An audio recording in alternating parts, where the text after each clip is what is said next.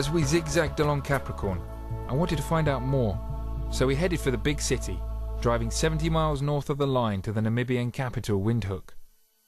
After the tranquility of the bush, arriving in Windhoek at night was something of a shock. One thing that struck me about the capital was the number of young women on the streets. Let's keep driving along. I'm going to give them a heart attack. Every time the car stopped at a traffic light, we were approached. What?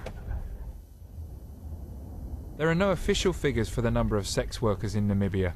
Critics say the government doesn't want to admit they exist. But with HIV/AIDS affecting a quarter of the population, it's a dangerous profession. There's a lot of girls working out here, and the risks they're taking are quite extraordinary. Take a left up here, back to the road outside our hotel. Mm-hmm. Yeah, please, mate.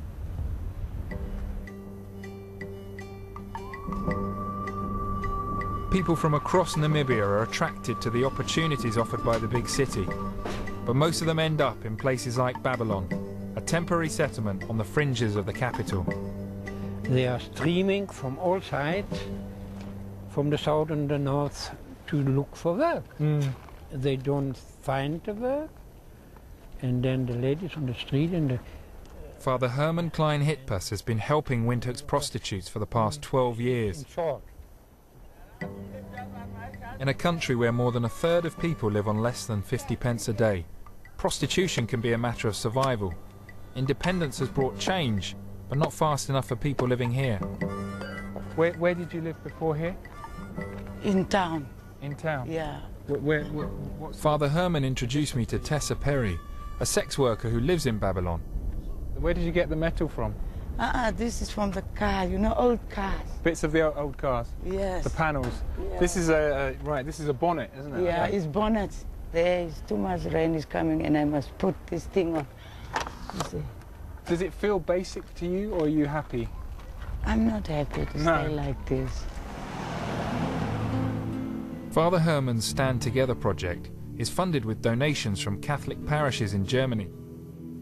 He's trying to break the cycle that leads from deprivation to prostitution by supporting the women with both food and education. I mean, do you see young sex workers? Do you see children working in the sex industry? From 9 years on. 9-year-old prostitutes? Yes. Sometimes the mother takes the children to the street and I said, you will not be helped. Doesn't matter. My child makes money. Father Herman has risked the wrath of Rome by giving out condoms to the prostitutes, despite the Vatican's opposition. So you're getting... So in this box, that's 100... Yeah. 100 lubricated condoms from Alabama. Yeah. These girls call this like an umbrella. An umbrella against rain. You earn money. Not now. 3/4 of the women who use the centre are HIV positive, including Tessa. Did you fear, were you concerned that you would get it? Were you worried, or did you think you were sort of invulnerable?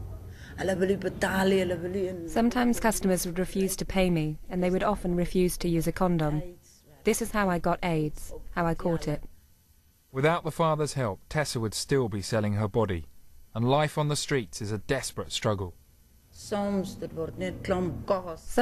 they would pay me with just food, like chips and hot dogs. A chicken leg to have sex with me. Thank you for sharing your story with us. It's very kind of you.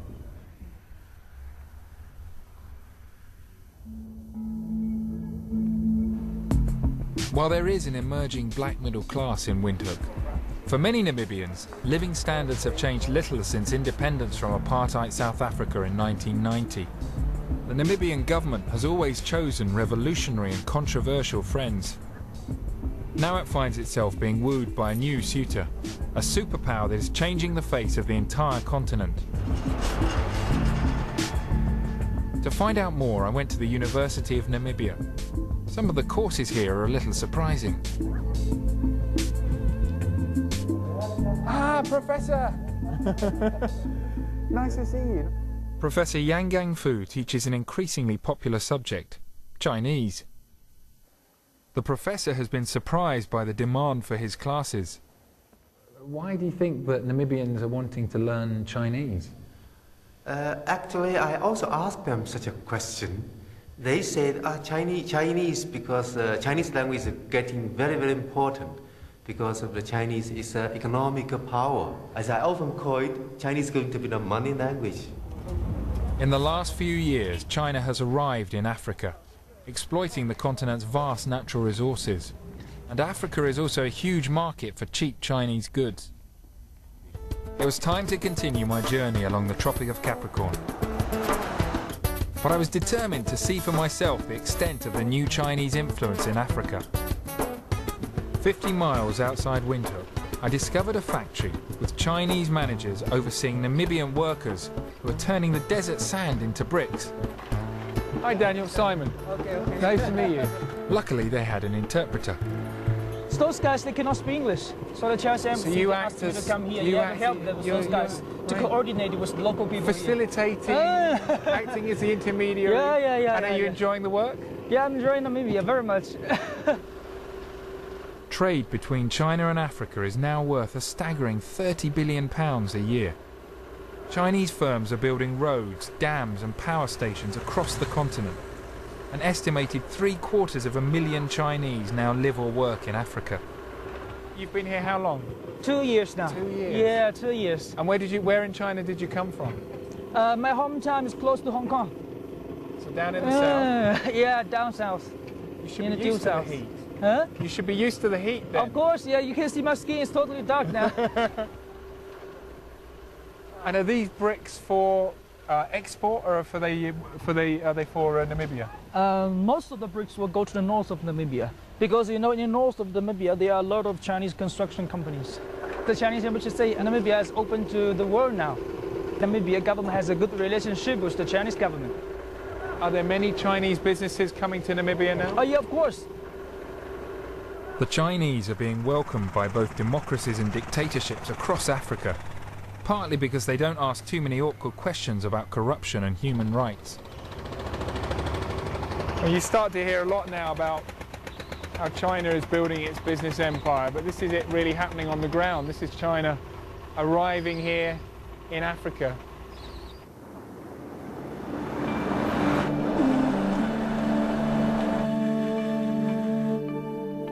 On the surface, democratic Namibia defies many African stereotypes of war and famine. New investment and tourism seem to offer hope. But the country's violent history has left its mark on the land and its people, as I was about to see at first hand. Near the border with Botswana, the Tropic of Capricorn passes a small settlement called Aminuis, on the edge of the Kalahari Desert. Following the massacre at the hands of the Germans early last century, some of the Herero survivors were forced onto this rough, infertile land no one else wanted. Today, they eke out a living by farming cattle. Every morning, the elders perform the ritual of the holy fire, communing with their ancestors about all aspects of their lives. If you bought a new car, you just come here, they slaughter a sheep or a goat, and then... If you buy a new car? Yeah. For us, if you buy a new car, then I have to take my car home. My grandfather will now talk to his ancestor saying that this is Peter Hein, the boy went for studies, he bought a car, and this is... Bless the car. Yeah. Peter Hein Uakiza Kazapua is a Herero guide who lives in Windhoek, but his family have a farm near here. He explained how the women light the holy fire in the most sacred place on the farm, next to the cattle corral. Does this still mean something to you, even though you're now a wealthy city boy? Yeah, I believe in this holy fire. It's really something that I strongly believe in. Okay, she's now finished, she will go back now, and then the old man will come out. He goes and sits by it after she's started it? Yeah. Despite their history of violence at the hands of the colonial power, Herero women wear a style of European clothing from the 19th century. And when the village elder emerged, I was astonished to see him wearing a colonial military uniform. Oh, you need to take your hat off as well. Yes, do. is the uniform worn in commemoration of what the Germans did to the Herero people? Mm-hmm. It reminds us of what they did to the Herero. The Herero assimilated military dress into their culture, partly as a way of remembering the war with Germany. For them, the holy fire is more than a method of communicating with dead relatives. It also has magical power. If the children get sick, we come to the holy fire, and through it we talk to our ancestors. And if there are no other problems, the fire can heal.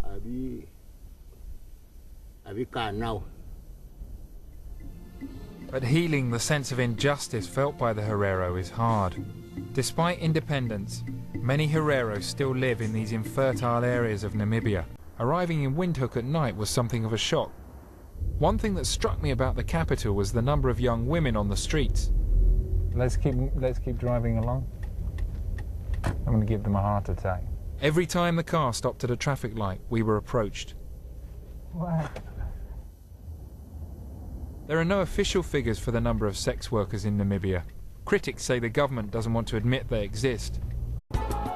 As we zigzagged along Capricorn, I wanted to find out more, so we headed for the big city, driving 70 miles north of the line to the Namibian capital, Windhoek. After the tranquility of the bush, but with HIV/AIDS affecting 1/4 of the population, it's a dangerous profession. There's a lot of girls working out here, and the risks they're taking are quite extraordinary.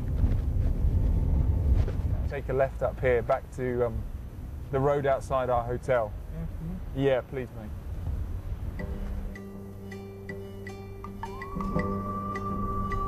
People from across Namibia are attracted to the opportunities